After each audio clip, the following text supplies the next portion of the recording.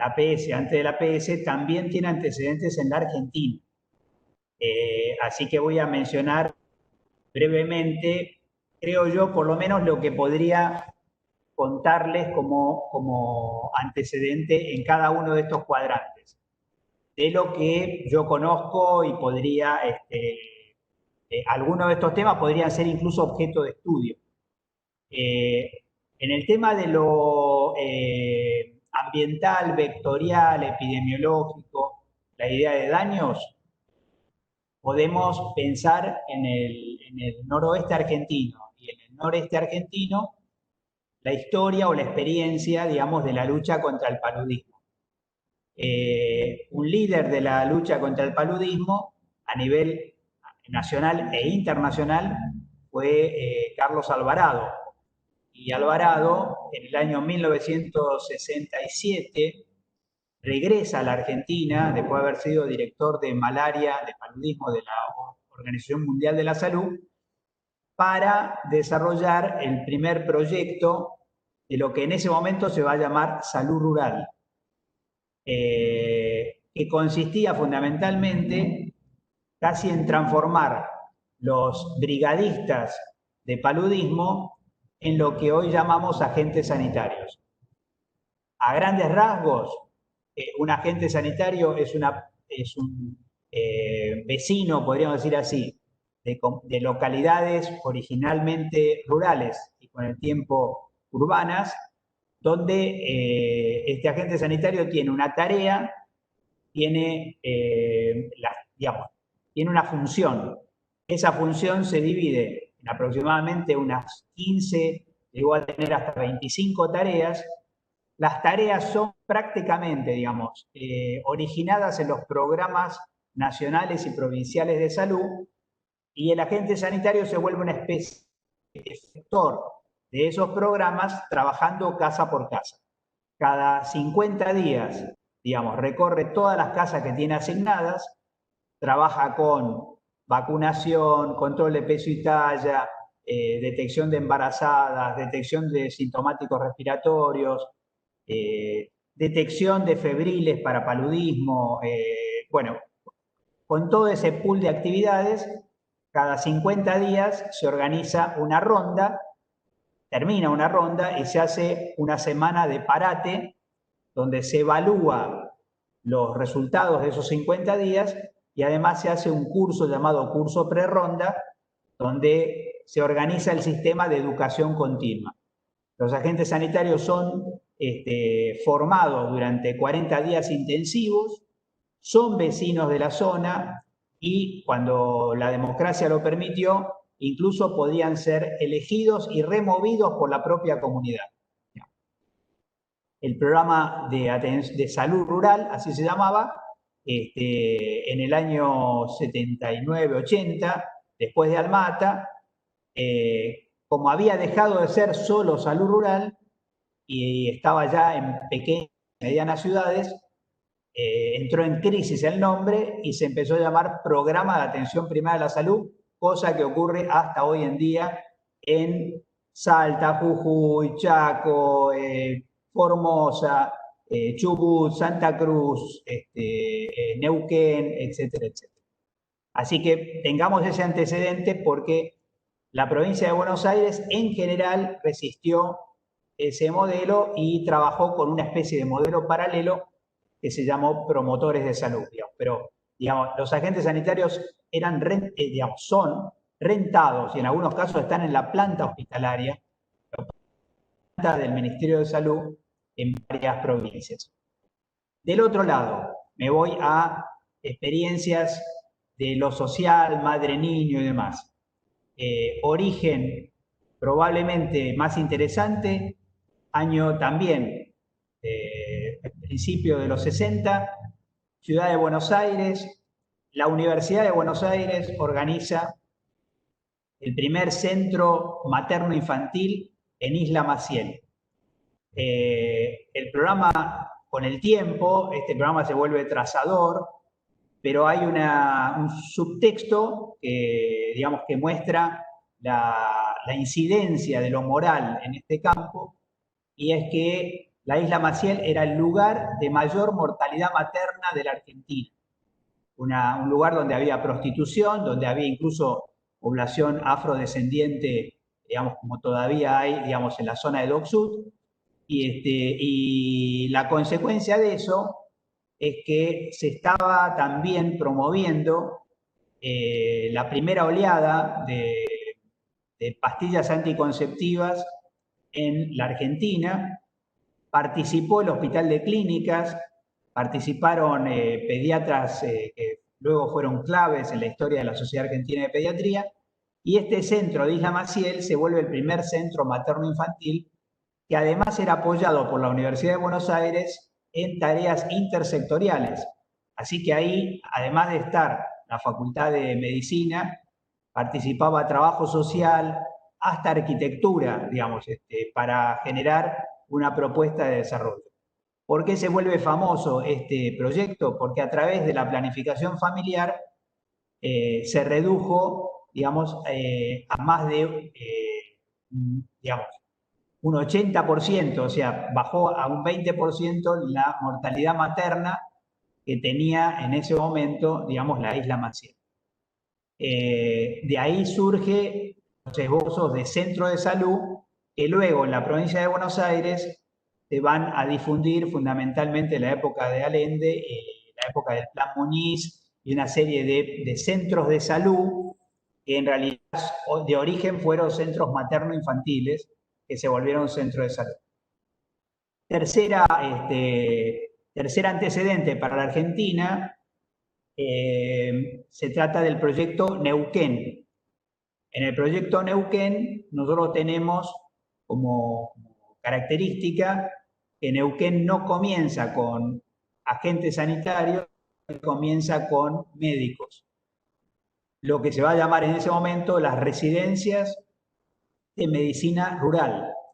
Las residencias de medicina rural pasan a ser muy importantes porque se trata casi literalmente hablando de imaginar otro médico, y cuenta con el apoyo de dos cátedras de la Universidad de Buenos Aires, la cátedra de clínica del profesor Burucúa y la cátedra de pediatría, que en la primera fase estaba vinculada al profesor Gian Antonio.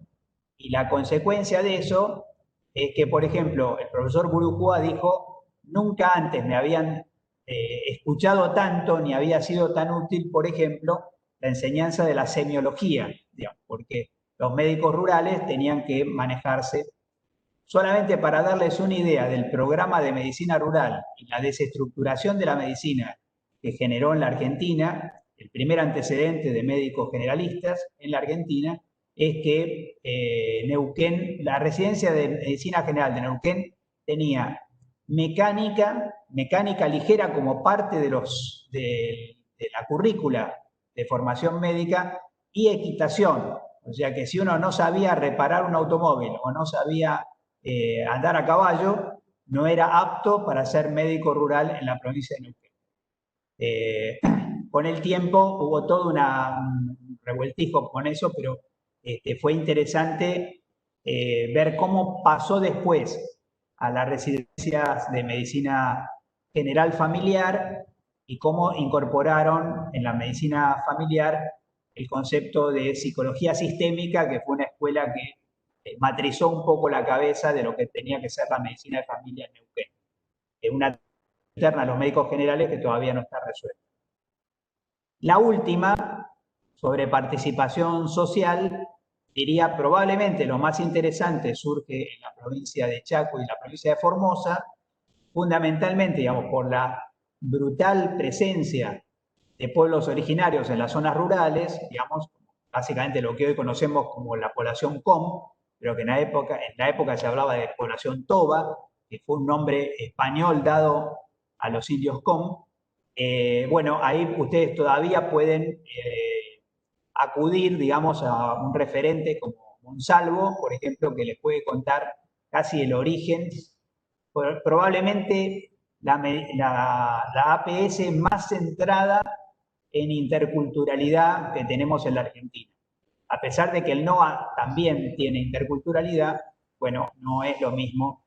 Así que si alguno después está interesado, podemos entrar en profundidad sobre esa historia.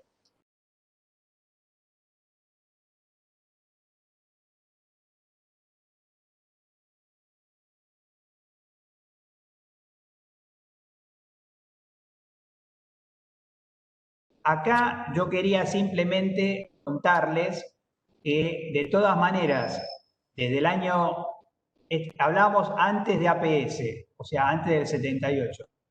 Y por supuesto, el 78 estábamos en plena dictadura. Almagro plantea una agenda con 8 actividades esenciales. No voy a detenerme mucho en esto, pero fíjense, 40 años después, cuál es la agenda que plantea Astana, digamos, que pasó a ser como la nueva capital del Kazajstán. La idea de, o sea, también son 8 y 8, así que creo que podría ser después un ejercicio sobre esto, porque esto no quiere decir que la agenda Alma-Ata caducó.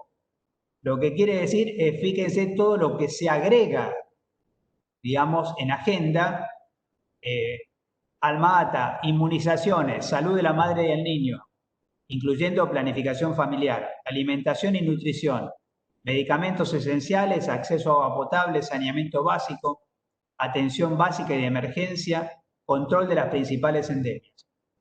Con esta agenda se pensó salud para todos. ¿Sí? Año 2018, Astana, 40 años después. Enfoque de curso de vida. Ya, digamos, claramente poniendo en juego el tema de personas mayores, de envejecimiento de la población. Otra lógica de salud sexual y reproductiva más basada en derechos que en planificación familiar. Salud mental ahora en el corazón del APS. Perspectiva de género. No. La indicación de articular saberes ancestrales con medicina occidental. Ustedes pueden pensar, bueno, esto es para otros lugares, como Víctor nos contaba recién, lo que pasa en el Chaco. No. La Matanza, específicamente, digamos, ya les creo que lo dije antes, 4ª ciudad de Bolivia, 3ª ciudad de Paraguay. Digamos, los saberes ancestrales y las medicinas tradicionales están en la cultura de la gente, no hace falta buscar curandero, digamos. Están en la cultura de la gente y toman estrategias de atención antes de consultar a los servicios de salud, ya intentaron varias cosas. Preparación para emergencias humanitarias y cambio climático. Resistencia antimicrobiana y, por supuesto, el gran panorama de enfermedades crónicas transmisibles y no transmisibles. ¿No? A mí me parece que esta transparencia solita da para un seminario, digamos, para decir exactamente de qué se trata, pero guardémoslo. Si no hay preguntas, paso a la siguiente. Fíjense, algo que me gusta compartir con ustedes, porque uno tiene una visión, llamémosla así, de progreso. Es un paradigma que tenemos todos en la cabeza, que es que la situación de la salud va progresando. Bueno, este año tenemos más que datos para saber que la salud puede retroceder. Pero fíjense, miren esta gráfica, para mí es muy ilustrativa. ¿Saben lo que es esto? Estas rayas indican dentro de cada país, pero fíjense qué países, Francia, Rusia, Reino Unido, Estados Unidos, China, esto es el 1% de los más ricos con cuánta guita se daban del total de la riqueza nacional. Entonces, cuando uno ve este gráfico y la euforia de Alma-Ata en 1978, 1980, fíjense que, podríamos decir así, los más ricos venían perdiendo hasta los 80. O sea, quiere decir que la distribución del ingreso mejoraba. Pero fíjense lo que pasa después, digamos. muy particularmente, a partir de la caída del muro de Berlín, digamos, 1990, fíjense en el 2000 cómo empieza a trepar nuevamente la concentración del ingreso. Y si ustedes miran, digamos, esta comparación, podríamos decir, al 2015 hay países que estaban igual que en 1940. Entonces, por eso es que Mahler termina diciendo, mire, al APS le fue mejor que a Salud para Todos, ¿no? Porque en realidad la clave está en la distribución del ingreso. Y de qué manera la atención primaria se suma al desarrollo local. Sigo, ¿no? En ese marco vuelve la filantropía internacional. Esta es una etapa de The Economist que expresa qué cosa sería la cobertura universal en salud.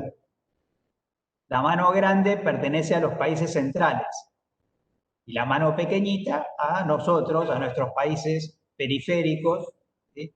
Donde se discute incluso en qué década llegará la vacuna.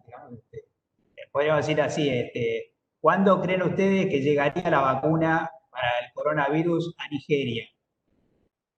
¿No?